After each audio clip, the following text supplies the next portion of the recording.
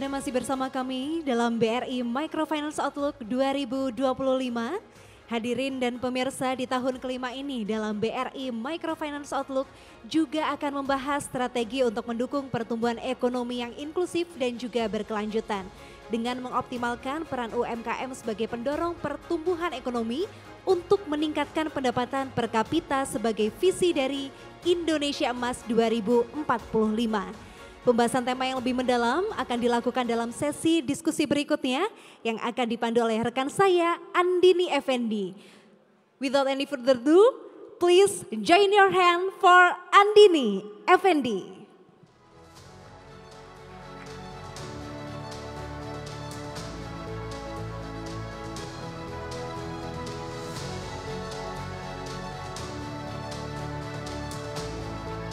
Good afternoon, everyone, ladies and gentlemen. How are we doing? I realize it's lunchtime, but I believe this session will be worth every minute of your time. We may not be getting the food for our body, but I believe we will get a food for thought, especially from one of the brilliant minds of the world of economics today.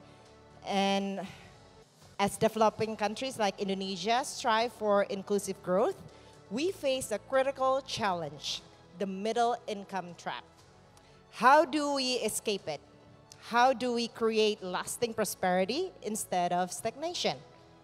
And what role do innovation, policy, and financial systems play in making this happen? To help us unpack this, we have someone who has reshaped the world thinks about economic growth. Paul Romer is not just a Nobel laureate, and Professor Romer is a game changer in how nations can harness ideas, innovation, and collaboration for development. And today, Professor Romer will challenge us to rethink the way we approach economic policies, especially how small and medium enterprises can drive increasing returns and sustain growth. Please join me in welcoming Professor Paul Romer.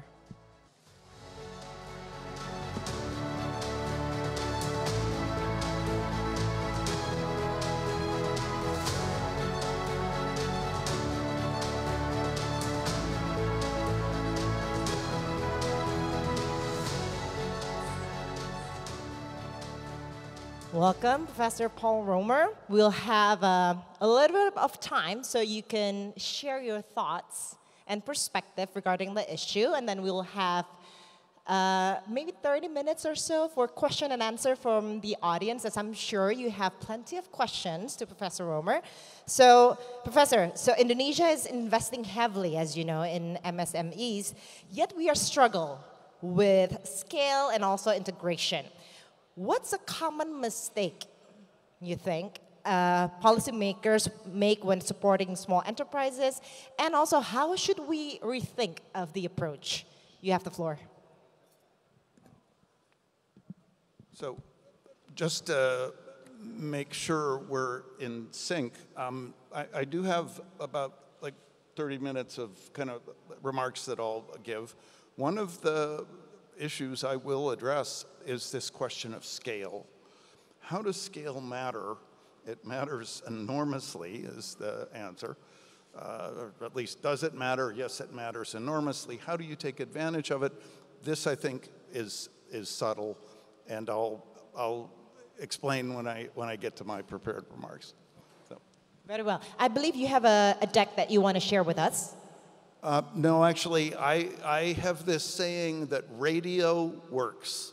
So I'm only going to use my words. There'll be no slides.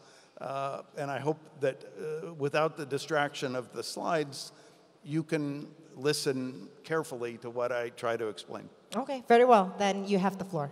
Okay. Very good.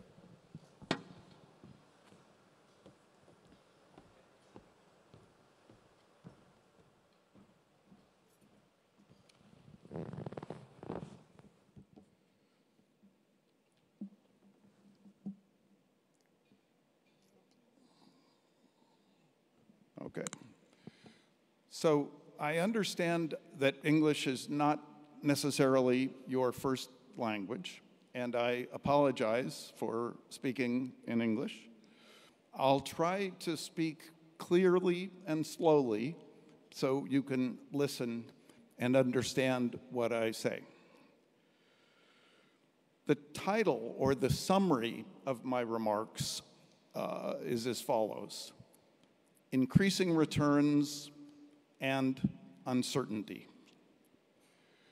These two, I think, are the most important driving forces acting underneath everything else we do on top.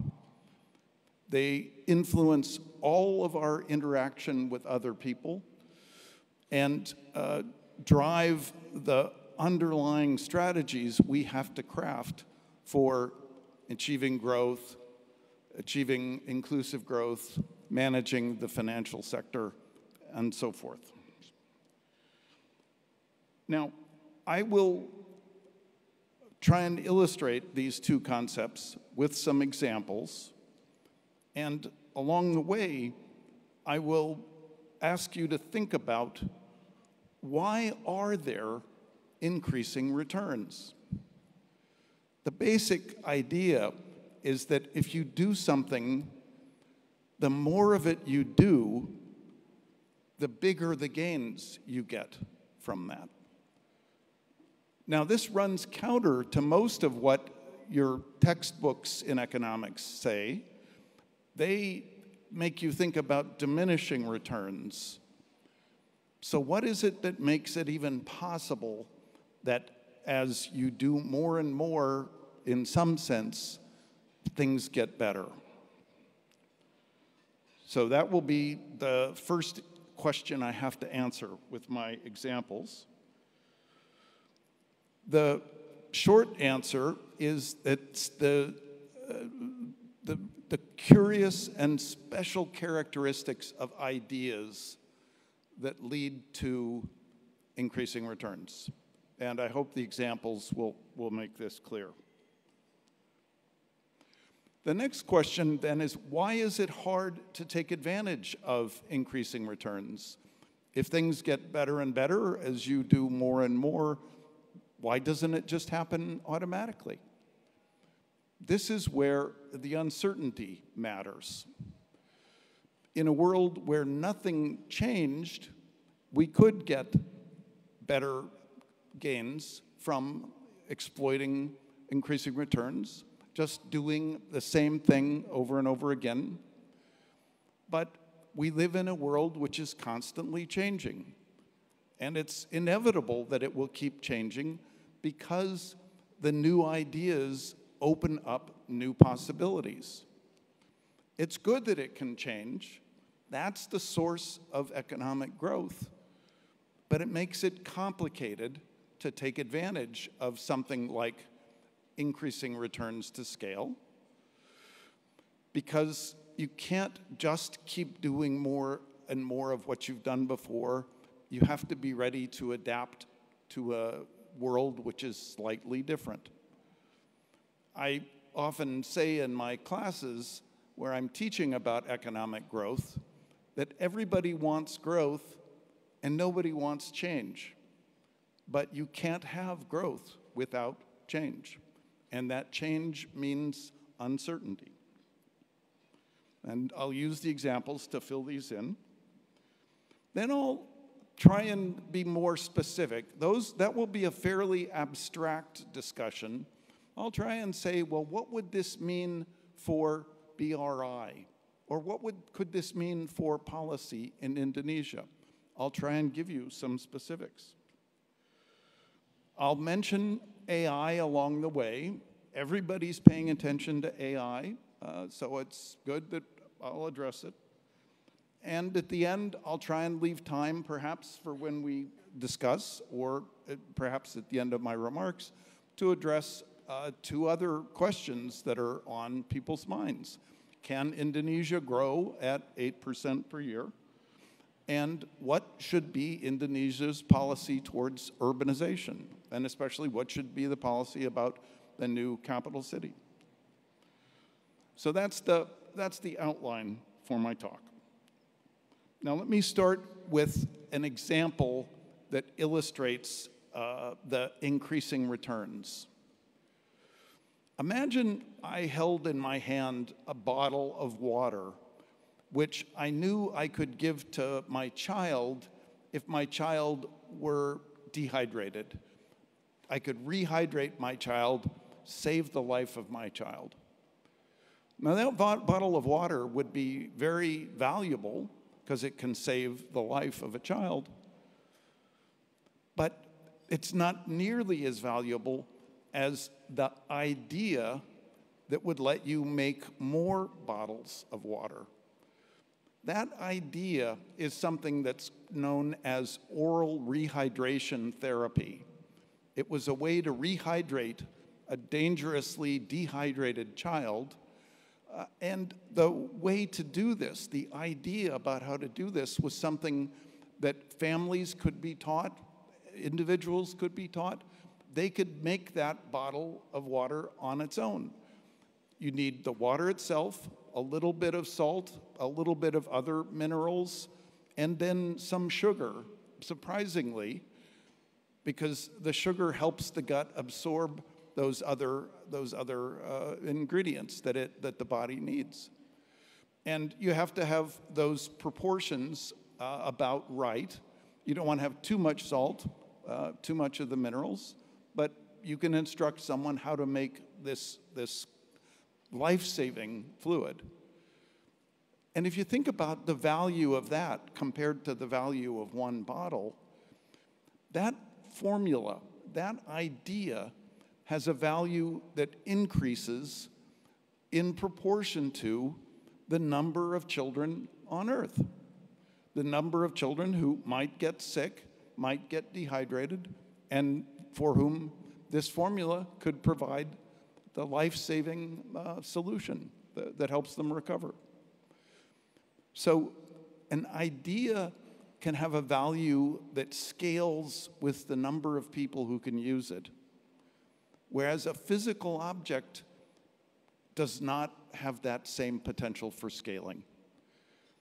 So it's fundamentally the potential for sharing and reusing an idea that creates increasing returns to scale. Now, let me illustrate the uncertainty. Increasing returns to scale can help save lives with cholera, but then suddenly we had the COVID epidemic. And then we need to discover some different ideas that can also scale, but they're different. Ideas like how to make a vaccination to protect people.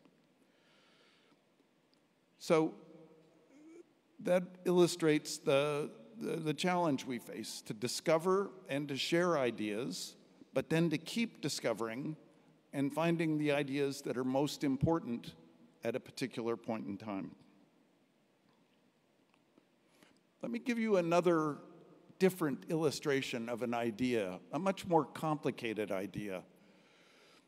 How can a nation organize air traffic so that planes fly safely, so that people can fly to whatever destination they want to go to and know that there's very little risk that they'll suffer from an accident while they're traveling?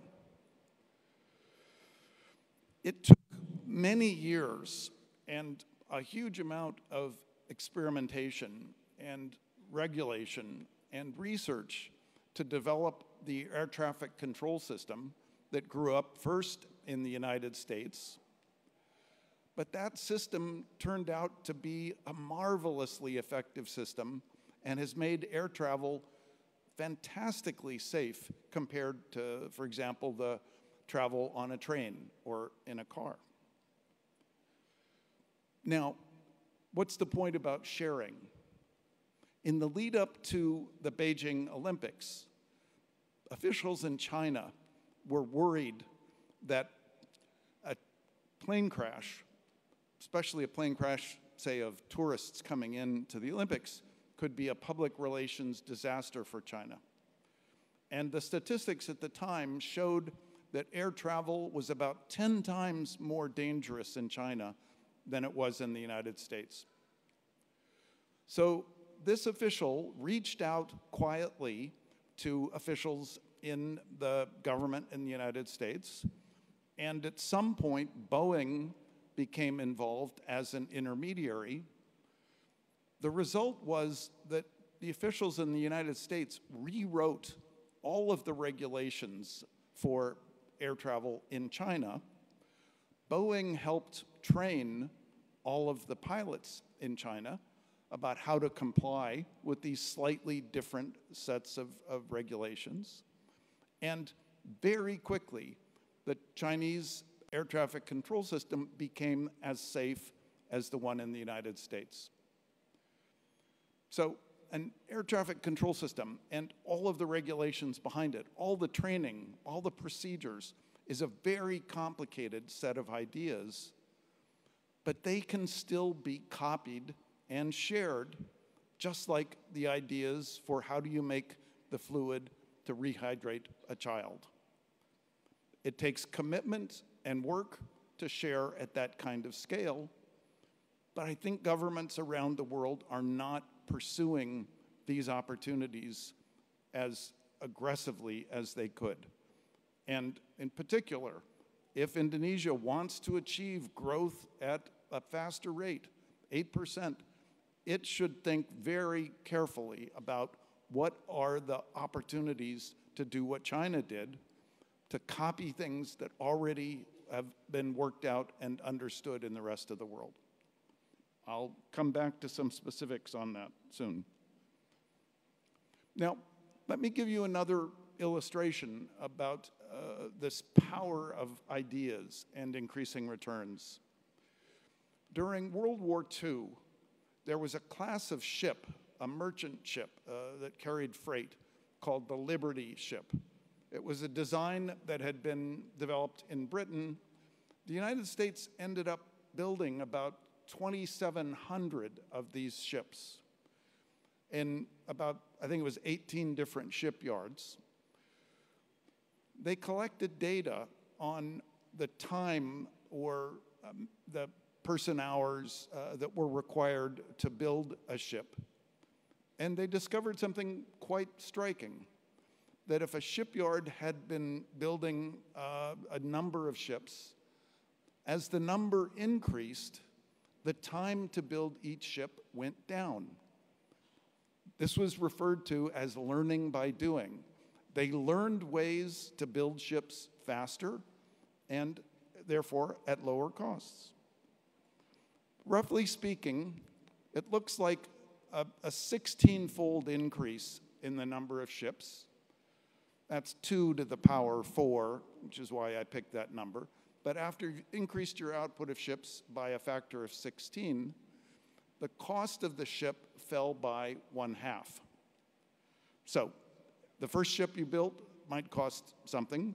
You get to 16 ships, it will cost you half as much to build the 17th ship. If you get to 256 ships, that's 16 times 16, it will cost you 1/4 as much to build the next ship.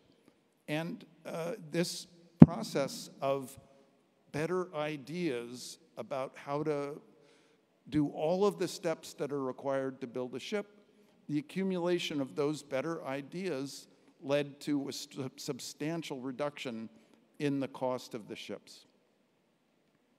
So you can think about scale as being horizontal across people.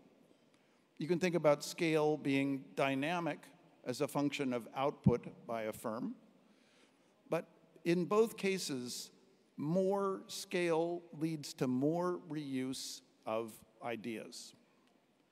And it's the ideas about how to do things better that lead to the benefits. Now let me give you another illustration of where this could be playing out right now. BYD is the Chinese manufacturer of electric vehicles, which is now the largest in the world. It produces about twice as many cars per year as Tesla, which was the firm that moved first, at least in terms of sales in the United States. If BYD gets those same kind of benefits as the ship makers got, its cars will get cheaper and cheaper, and they'll get cheaper faster than the cars sold by Tesla, because it's already producing so many and will continue to produce so many. This suggests that BYD might ultimately be the lowest cost producer in the world, and it might drive Tesla out of business. Now, maybe that's good. Maybe we'll get much cheaper cars that way. Maybe that's bad because it could become a monopolist. There's some elements of both here. But we need to keep in mind this notion of uncertainty. One of the reasons it might not be good to end up with a single firm that makes all of the electric vehicles in the world is that it will have a particular way of doing things, and if some shock, some uncertainty shows up, it may not be well prepared to adjust and produce cars that are slightly different at equally low cost. If we can have a system with many different manufacturers of cars that use slightly different methods, slightly different designs, different internal organizational structures, the world as a whole will be better able to respond if something unexpected happens and we have to shift to a different kind of car or to different methods of manufacturing.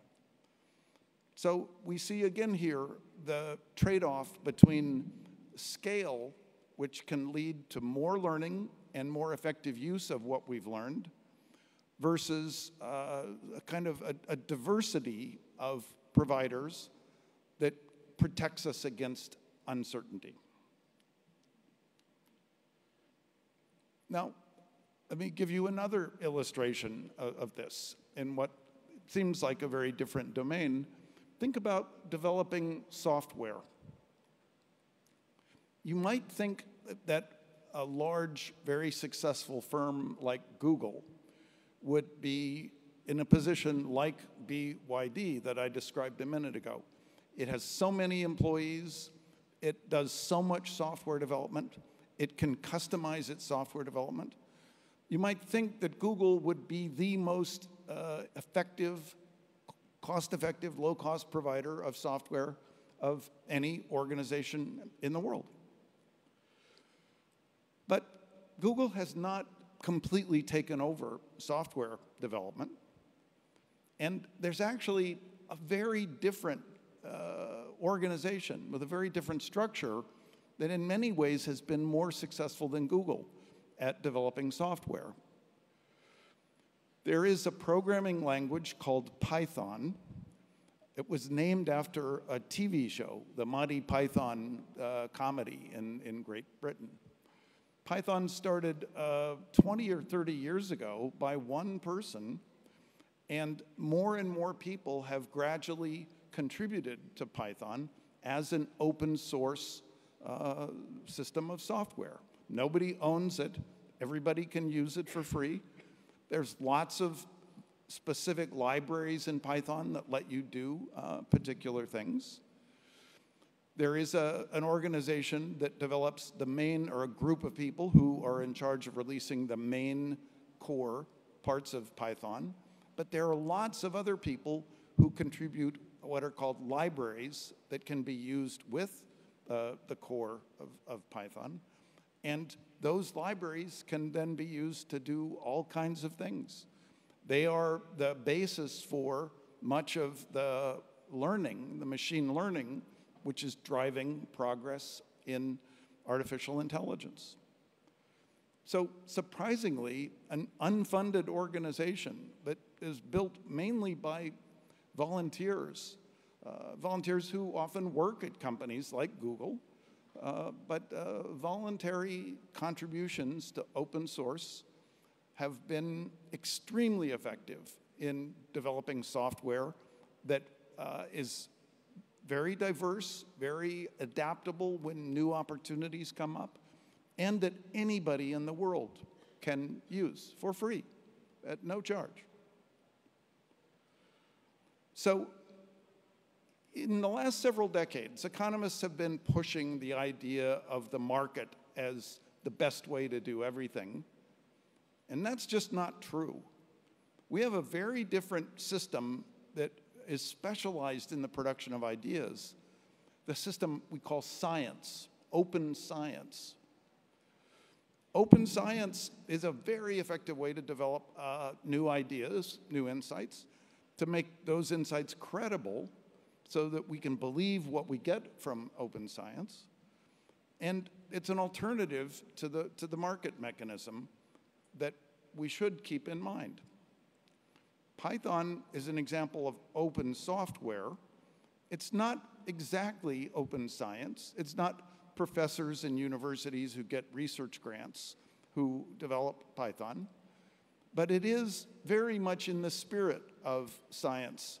So I want to leave you with the thought that in taking advantage of increasing returns and in producing new ideas, open source and open science are an alternative mechanism that may even be better at producing new ideas than proprietary research by firms. And the great benefit of the open science is that everybody in the world can take advantage of the insights from open science. Contrast something like oral rehydration therapy, which was publicized as open science right from the beginning. Contrast that with, say, the approach of pharmaceutical firms who can get patents on ideas and then charge significant amounts for the use of those ideas. That encourages those firms to look for new drugs, but it restricts the use of those drugs by people who could benefit from them. So if there are cases where open science and open source lead to faster discovery of new ideas, it's a win-win. You get faster innovation, and everybody can share in it. You don't get the inequality that can arise when a few people get a chance to extract a huge amount of value for letting billions of other people have access to particular ideas. I've set this up because this is the development which has really shocked the world in the last week or two in the domain of artificial intelligence. Many people have interpreted this as China versus the United States, but that's not what's going on. This is the story of open science and open source versus proprietary systems for developing AI, like the efforts of Google and a firm in the United States called OpenAI, misleadingly called OpenAI. It's not open, in fact. And the shock has been that open science and open source are making progress as rapidly as the proprietary firms that many people thought were in the lead. So as you watch this play out going forward, keep aware, stay aware of the huge win-win potential from open science and open source, and be skeptical of the self-promoting attempts of people like the existing firms pursuing AI in the United States who say, well, it's not fair that this Chinese firm took advantage of things we discovered. Our goal here is not somebody's strange notion of fairness. And of course, OpenAI, which is currently complaining that it's not fair that somebody else took advantage of things that OpenAI had discovered, OpenAI itself was taking advantage of lots of information that lots of other people had discovered and produced all throughout the internet. So it's a little bit ironic for them to say, well, we want nobody else to be able to take advantage of our information when their whole business model has been to take advantage of everybody else's. I think that AI does have some potential to contribute real value. I think, as a side issue, the firms that are trying to become the monopolists of AI are overstating the gains from AI. They're overstating what it can do. I think you should discount a huge amount of what's claimed for it right now, but it will still have some value going forward. But I also think the value for the world will almost surely come from open science and open source. And I think policy in the rest of the world should reflect that. If there's pressure from the United States to say, you have to respect our copyright laws and you can't yet let somebody from China who copied something from OpenAI, you can't let them sell their products in your country, I think you can just say, no, we can let anybody who wants to. We don't have to respect your desire to try and pursue a market strategy here. Open science and open source will be better for everybody. So, now let me come back to, that is a policy perspective for Indonesia, but I don't think it's very important for influencing your growth rate in the next 10 years. So let me come back to some things that I think have that potential. One of the things that this trade-off between discovering new ideas and preparing for uncertainty suggests is that there may be an intermediate scale at which it makes sense to operate. The theory that developed in Europe several decades ago was that the European countries were too small and the EU needed to become a bigger unified force because there were some kinds of gains from scale. So that's federating up. But now think about the developments in China. When China wanted to, under Deng Xiaoping, when they wanted to reform their economy, they didn't try and do it at the scale of the entire economy at first. Deng created 4 special economic zones and encouraged them to try and pioneer a new economic model. A bit like what we heard about the micro-lending this morning, it was one particular zone, Shenzhen, which succeeded in an astonishing way, which then became the model for reform throughout China. But just as I think you can look at Shenzhen as a very effective scale, I think one can also look at Singapore as an effective scale. And a country like Indonesia could think about a number of different entities at about the scale of Shenzhen or Singapore that could all operate underneath the national structure. And out of the competition between those different entities, you could end up seeing a better outcome for Indonesia as a whole. Get the same benefits that for Indonesia that China got by learning from several special economic zones that didn't particularly succeed, and one which succeeded spectacularly. Now, let's come back to my examples. Let's take another example of increasing returns. Suppose you had 10 cities of 100,000 people, and then you ask, what's the value of the land worth under those 10 cities? And suppose you compare that with a city of 1 million people, the same population as in those 10 separate cities, and ask, what's the value of the land underneath the city of 1 million people? What you'll find is that the land is much more valuable in the city of 1 million. And why is that? It's because there are gains from scale for the individual worker, the individual firm, for being part of a bigger city. So it doesn't have to be that scale is measured just by the size of an organization, but it is influenced by the other similar organizations with which you can trade and share and compete sometimes. So the bigger city, it means that workers are more productive, people actually like living in it better, they're willing to pay more for land and a place to live in the big city than the small city. And this continues when you go from the level of, say, 1 million, instead of 10 cities of 100,000, suppose you had 100 cities of 100,000 versus 1 city of 10 million. We don't really know for sure how things will go when cities get to more than 10 million. But the evidence seems very clear that the city of 10 million is a place where people are more productive. It's a place where people would rather live. The land becomes much more valuable.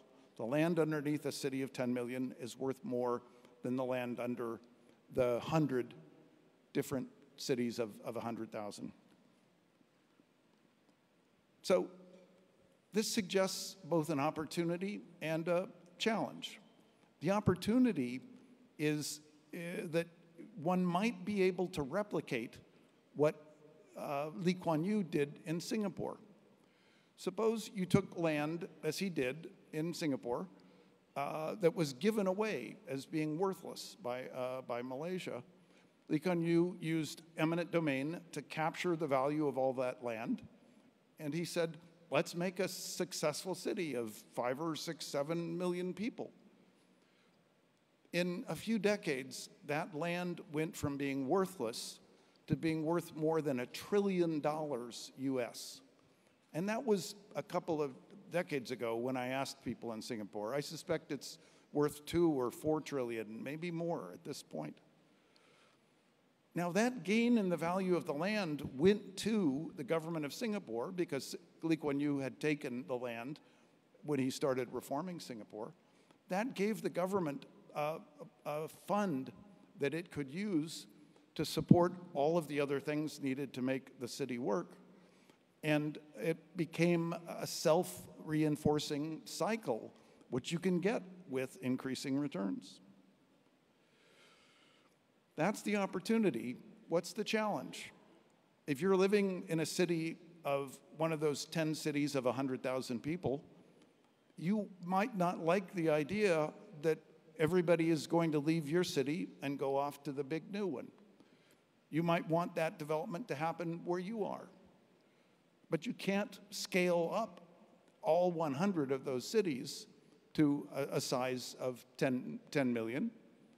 1 or 2 might become that big. The others will gradually shrink and become less important. That's an unfortunate challenge that we face with increasing returns. Increasing returns creates winners and losers, and policymakers often have trouble addressing that challenge. If we want the gains from like Singapore got, if we want the gains that Shenzhen provided, we need to, policymakers think we need to support rapid urbanization. But yet, our constituents want every city to grow a little bit. So how do we decide how we get quickly to successful large-scale cities? This is a place where you get some benefits from a mechanism which is more like the market, where there's competition. A wise national government might say, we'll start a competition and we'll see which of the existing cities are the ones that grow into the scale of 10 million, and which are the ones which shrink or at least grow to much, much smaller sizes. This is a competition between units of government organized by a government, but it still has that element of competition that's valuable in the market, and it helps a nation avoid the trap of all of the competing interests and the inability to come to a decision. We need to let a couple of cities grow and just accept that as an outcome. In the early days of the frontier in the United States, people didn't know whether Chicago or St. Louis would be the gateway city to the West as the railroads were laid out, as people moved west, as economic activity shifted west and then had to be transported back to the east. There was a period of hesitation, but then at some point, the market tipped towards, or the perception tipped towards Chicago. Then Chicago experienced a huge boom. Everybody thought Chicago is a place to go because that's where everybody's going to be going. There was a huge amount of building. It became the gateway to the West. It could have gone the other way. I don't think there's anything about the situation that dictated that it had to be Chicago instead of St. Louis. But what mattered was that somehow it became one or the other, and you got the gains from scale early on of big cities in the Midwest. So the challenge I see for Indonesia is how to set up a competition that could let several different places vie to be the new cities, the new Shenzhens, the new Singapores. And I'll come back and say more about that in a moment. But let me give you a cautionary point as well. What do I mean by we need more cities? I've talked at various points about starting brand new cities. In practice, I think most of the expansion of cities will come from existing cities, which get bigger. But how would I quantify that? The way to think about this is to ask how much floor space is there in a given area where people can actually commute from someplace in that area where they live to someplace where they can get a job. How much floor space is in that area? And then project going forward, how much income will there be in that same area? What's the rate of growth of income? Income could grow partly because more people move there, the process known as urbanization, but it could also grow because average income increases for the people who live there. Now, if spending on floor space for consumers, for individual households, is roughly proportional to income, and if we assume that businesses end up using floor space about the same way that households do, the demand, the willingness to pay for floor space will grow at the rate of growth of urban income. That could be a number like 8% or more per year in Indonesia. If no new floor space is provided, that means the price of the existing floor space will go up in proportion to the growth in income. That spending, that desired spending, will get spent on either more floor space or higher prices. Most parts of the world are not developing more floor space fast enough to keep up in the growth in the demand for floor space. So imagine the demand for floor space grew at 8% per year. In 10 years, you'd see a doubling of the willingness to pay. If there's no increase in supply, that would mean a doubling in prices. In 20 years, it would mean a 5-fold increase in either in the willingness to pay, and if there's no new supply, a 5-fold increase in prices.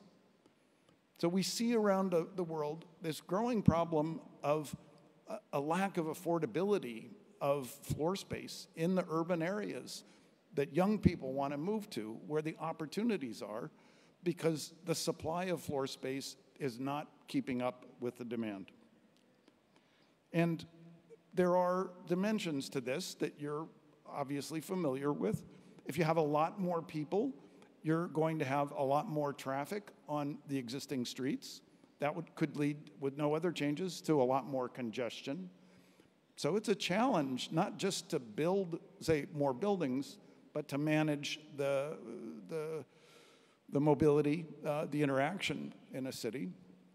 But if you don't manage that challenge, you're increasingly going to have cities as the enclaves for the elites, the rich, the fortunate, and people who are just getting started, the disadvantaged, who are stuck elsewhere. And it's not a necessary outcome, because you could start brand new cities. You could start with empty land, which is hardly used at all, has a value, just a value in agriculture. Create new cities, new people could go there. You can have low-cost housing. Firms can get started easily, get workers that don't have to be paid that much because they can come and live in a place with low-cost housing where it's easy to get around. So if you're willing to either build new cities or expand some of the existing ones, you won't be stuck with just plans for what do we do about our largest city. So let me be specific about what I think a firm like BRI could do. If you're serious about helping large numbers of small firms grow into important forces in Indonesia, the best thing you could do would be to create places where those firms could go and thrive. Places with good logistics, so they can trade inputs and outputs with other firms in the area. Places with good logistics so workers can get to and from where they live and where they work. All of the conditions required for success as a small and medium-sized firm would be better in areas where the cost of land was not so high, the cost of housing was not so high, the cost of logistics and congestion were not so unbearable. Now, how could a private firm like BRI earn a return on this kind of side investment in, say, a whole new area where 1 million people could move in, and 1 million, well, if it's 1 million people, like 300,000 or 400,000, 500,000 people could get jobs?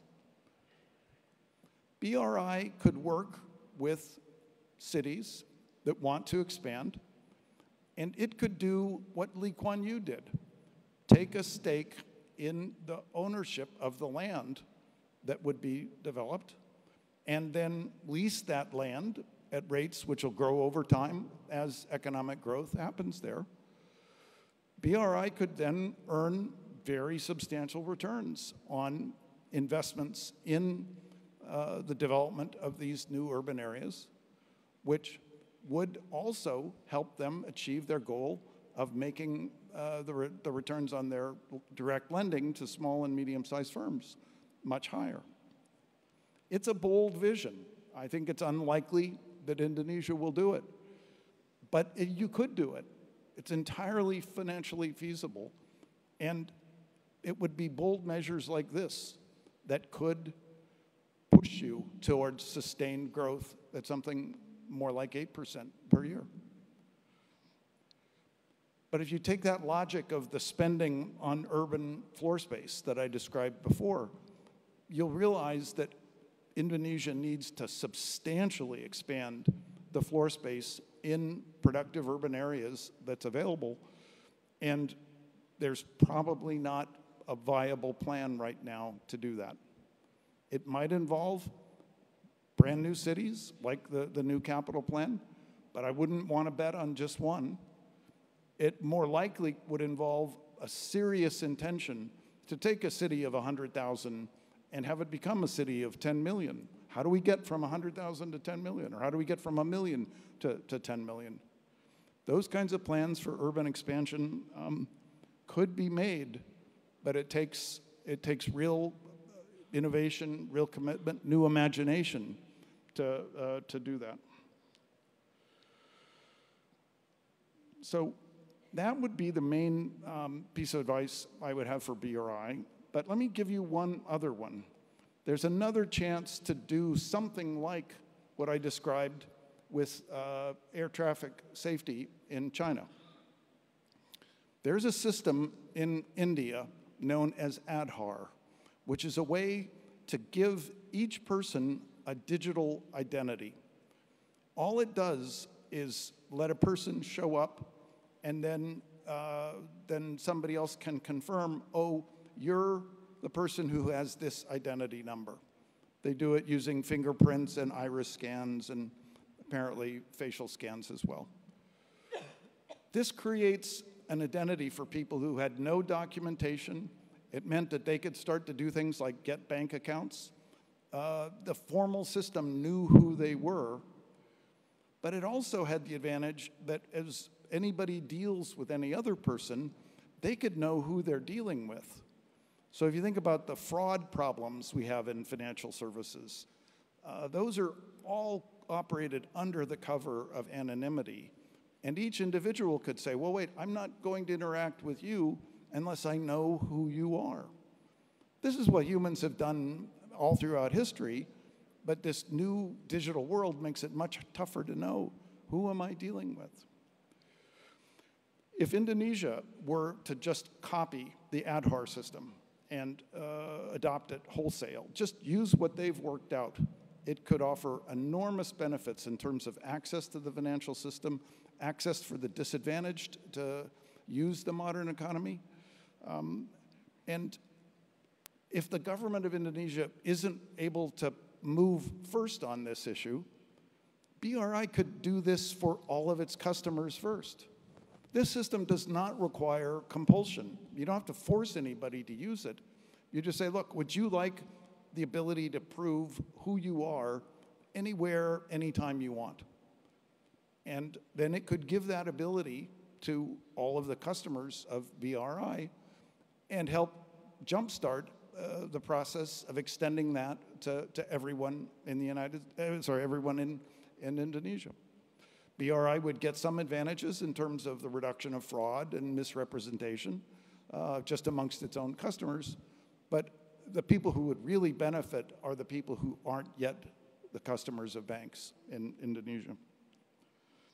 So with those two suggestions, take seriously the possibility of recreating the success of Singapore or Shenzhen.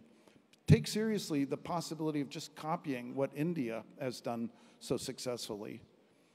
If an organization like BRI can help the entire nation pursue those kinds of possibilities, it could benefit as a for-profit firm, but it could have a big, lasting, positive effect on outcomes for the nation as a whole.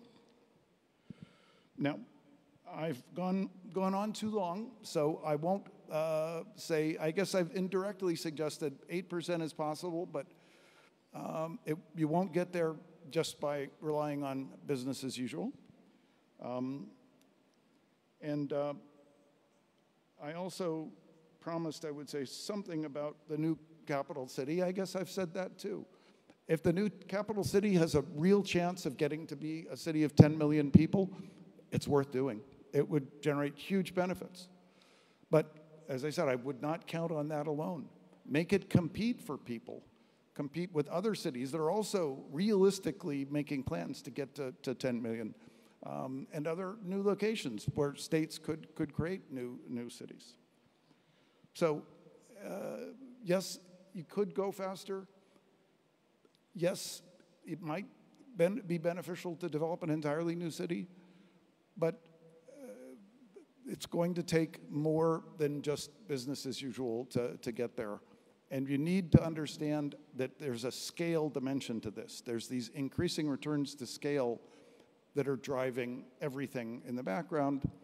And you still have to plan for the possibility that in 10 years, 20 years, something very different will happen. So don't bet exclusively on one path.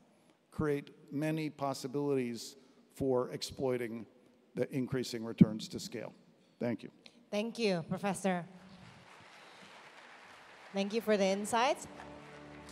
I will start giving you the first question before I give to the floor. So you touch upon technology, urbanization, and then we have this topic about MSMEs. So, okay, so how do you see Indonesia's urbanization influencing MSMEs? And also, should we invest in like business hubs? You mentioned about creating new cities, and you actually, this is like a part of a region where it's an extended version of the capital city, the current capital, Jakarta. So this is like a new hub in a way where we are right now. So should we invest more in like business hubs, like you have a vision for charter cities? Yeah. So let me be clear. What would be the investment that would be required? It would be an investment which is actually just like the investment that the city of New York made in I think it was 1811. In 1811, the city of New York was just a tiny part of the island that we know now as Manhattan. What the city did was hire a commission. The commission drew lines on a map that said, okay, here's the new Fifth Avenue. It's going to extend the whole way up the island. It will be this wide, much wider than streets had been in New York prior to that. And it was basically a message to everybody, don't build anything in the land that is basically a 90 to 100 foot wide strip where Fifth Avenue will be, because we're going to need that for mobility and connection. But they did that for 4th Avenue and 3rd and 6th and 8th and 9th and 10th and all the cross streets. All they were lines on a map. So you don't have to go out and pour a lot of concrete. You don't have to build a lot of sewers or build schools, or you don't have to spend a lot.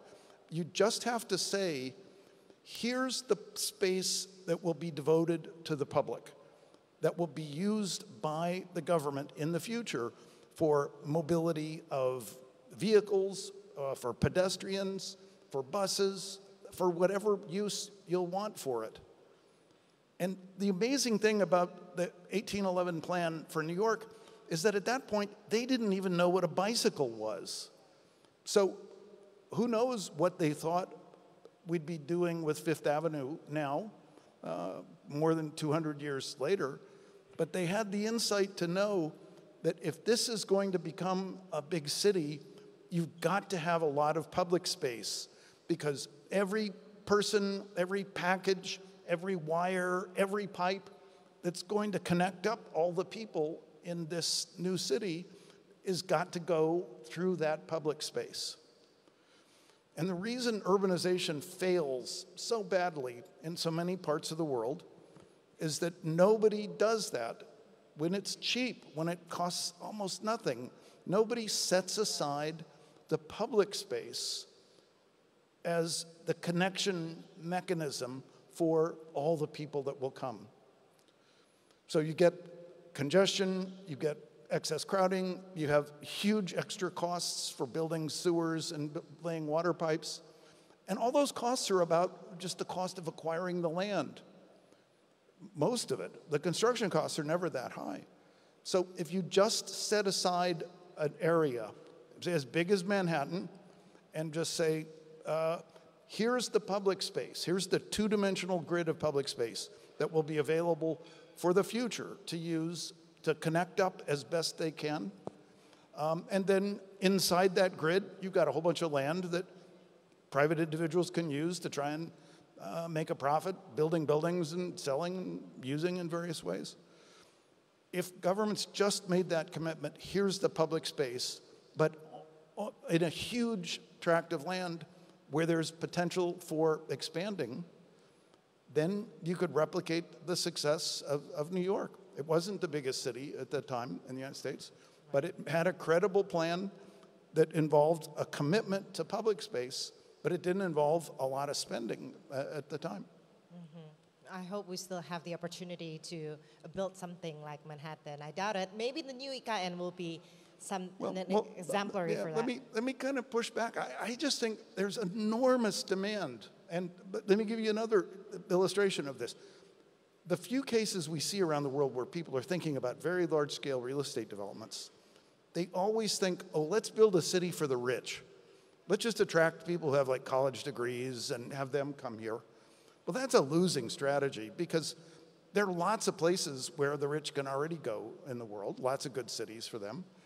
The market that's untapped is poor people. So now, can you make a successful city by attracting poor people, people who might get their first job? Yes, you can. That's how New York City worked. It attracted something like 1 million immigrants from Europe.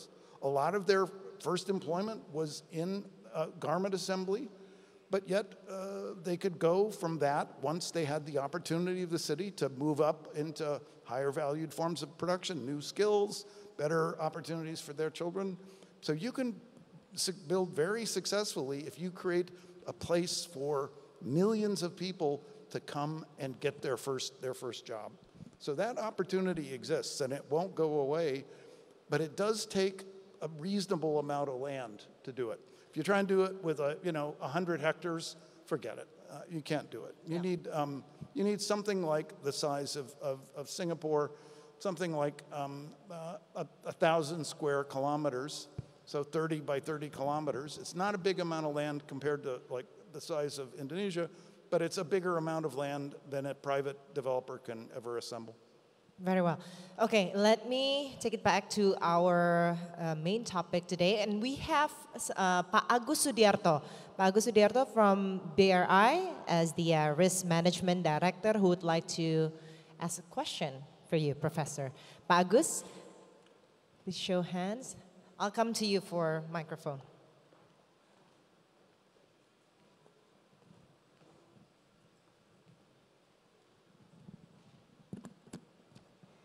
Silakan.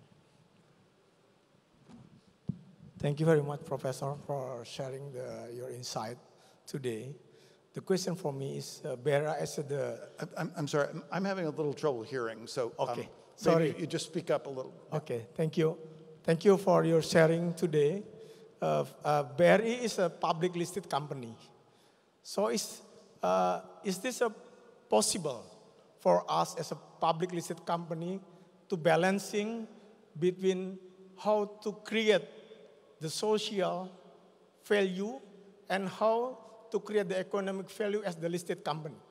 Because you said BRI have a role to push the SME business to grow the economic in Indonesia.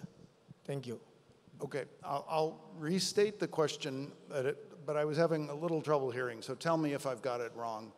You're asking what role can a private company, BRI, play in something so fundamental as preparing for better standards of living for the citizens of the future. Is that right? It's really about what's the role for a private company in doing something like yes, that? Okay. Something like that. So I think you're correct that there are limits on what a private company can do. Some people have talked about private firms building entire cities and replacing city government. I think that's a crazy idea. It will almost surely fail, and I wouldn't want to live in one of those cities anyway. I mean, think about the challenge of appointing the police chief in a city of 10 million. How do you delegate the responsibility of holding accountable the police chief to a private company or its shareholders or trustees? You can't do it. But what I do think you could do is have a large investor say, we're willing to work with any city in Indonesia. If you come to us with a plan where you say, you're going to assemble, let's say, 500 square kilometers and make that be the area that we can help develop as the expansion area for some existing city. To get something of that size, again, like 1,000 square kilometers, which would be big enough for Shenzhen or Singapore, that's 30 by 30 kilometers.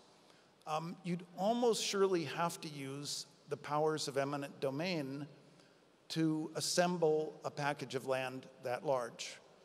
But a state or a province, local government could decide to do this. And then what BRI could say is any state or government that is willing to take the lead on this will be ready to come in and provide some of the initial investment. Because what are the micro enterprises that you're going to need in a city like this? Look at China. The first thing you need is somebody who's going to build dormitory housing.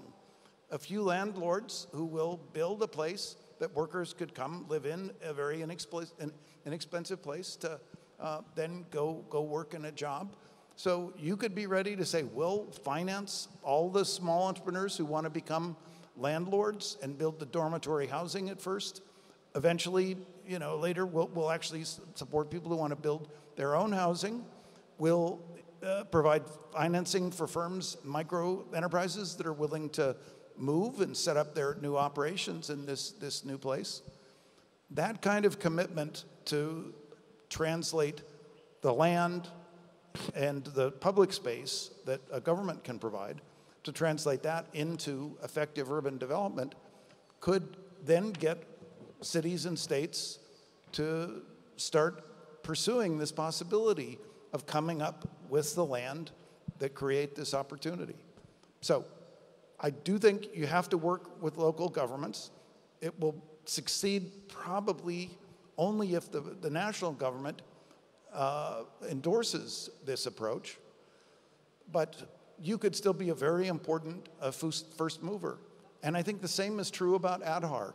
You could just start, just get somebody, a few people from India to help you roll out Aadhaar numbers, offer them to all of your customers, and the adoption would start slowly, but it would start to build as people saw the benefits that they get from that. You could fund then the micro enterprises that build the software applications that let all kinds of things happen once you've got secure identification. So India, they've got a whole portfolio of digital applications that run on top of Aadhaar. So I think you could be a first mover that nudges the nation as a whole towards some big opportunities. Very well. We have another question from Pak Ubaidillah Nugraha. Pak Ubaidillah Nugraha, please show hands so I can see you. Yes. I'll give the microphone to you or somebody. Tolong boleh diberikan mikrofonnya. You told me I only have 4 minutes left, so let's make the use of the time efficiently. Silakan, Pak Ubaidillah. Thank you very much, Professor. I'm a lecturer in international business, so my question is how the best strategy for MSMC to expand internationally without losing their local, traditional, and community-based approach. Thank you. Thank you, Pak Ubaidillah. Well, I think, I didn't mention this, but I think one of the sources of uncertainty that you should have in mind right now is that the world may be less receptive to exports of goods, exports from Indonesia, less willing to accept imports. So it may be less willing to accept those exports from Indonesia in the next 20 years or 30 years than it was in the previous 20 or 30 years. If that's the possibility, and if that becomes the reality, maybe you shouldn't predicate everything about the development of an MSE on the possibility of exporting. You could think about developing small and medium enterprises to produce value for Indonesians. It's a little bit harder to do as a strategy for the whole country because instead of just, say, specializing in garments and then importing other things, you've got to have some strategies for producing more things locally. But you could work with foreign firms who engage in direct foreign investment, who come and bring you some of those technologies that you don't have domestically. So I would not focus so much on just exports as the way forward. But beyond that, if you ask me what advice to give someone who wants to start a firm, I would say go someplace where you've got a chance to grow and succeed, and where the frictions, the congestion, the high rent, the high prices that your workers have to pay for rent, go someplace where you don't face all of those frictions. Go to the new opportunity And the question then is, well, where in Indonesia can we find those opportunities? That's where I think it's up to the BRI and the government to think about, we should create those kind of opportunities. That isn't that hard to do. Very well. So I think we only have one question left. So I will use my right to give you another question. So as you know, BRI is one of the world's largest lenders for MSMEs. I love that you touch upon AI, the usage of AI. So how can we combine the use of AI, and then as we know that many Indonesian MSMEs, they rely on informal networks for capital and operational support. How can a financial institution like BRI formalize these networks, probably using AI, to create a more sustainable and also scalable coalition model? Yeah. Well, I want to be very clear that I work for the whole world. I don't work for the United States or for any firm in the United States. I think BRI could even take the lead in trying to encourage a formal stance here in Indonesia that says we are opposed to proprietary AI. We will not do anything to help a few individuals, I mean a handful of people, have the possibility of controlling something as important as AI and capturing all the benefits from it. As part of that policy, I think Indonesia should say, because we're in favor of open source, we don't care if it's open sourced AI from China, from Europe, from the United States, but we are committed to the idea that this should be available for everyone, just like ORT. That means you won't get a multi-billion dollar, $100 billion firm by creating your own monopoly that monopolizes the use of AI. But the odds are that if you try to win in that race, you're going to lose anyway. So I think all countries in the middle income and developing world should say the big gains for us are going to come from open source, open science, and free dissemination of all of these kinds of results. BRI could help make that kind of statement and nudge the government forward. And you have to stand ready to resist if the United States tries to bully you and says, no, you can't use AI that somebody else got by copying our stuff. You gotta pay our monopolists for AI. Just say no. Very well. So, okay, before we conclude, maybe something to ponder for our audience. So we're talking about getting out of the middle income trap, and MSMEs is the highlight for the conference, right? So facing uncertainty, the global uncertainty, also in Indonesia too, how can we move better in terms of policies, the players, BRI as a financial institution, to basically to prepare ourselves for the uncertainty, but also to grow, right? So what will be your best take on this, Professor? Well, I guess it would be this. Read the story of the Commissioner's Plan of 1811 for New York City. Because this is a story of a few people. And a few people had tried and failed, but finally a few people said, we could build a city, and they thought maybe they could get to 1 million. They didn't realize how far they could go. We think we can actually make a plan and make it credible that we could get to 1 million. The question is, in today's world, where are the people who think so large, who imagine possibilities and pursue them? I'm afraid they're only creating monopoly businesses in Silicon Valley. The people who think big right now want to monopolize and control. And they're also doing it in ways that are dishonest. I think it's become a toxic culture. We need to go back to people who think big, but who think big in terms of what could be good for everyone. So if you can take away that vision of there are big things we could do if we set our minds to it.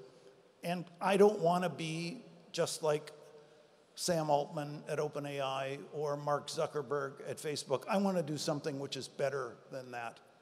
If you can keep that mindset, and if enough of the 280 million people in Indonesia think that way, you'll do fine. So be bold, be bullish. Professor Paul Romer, everyone, please give a round of applause. Thank you very much, Professor.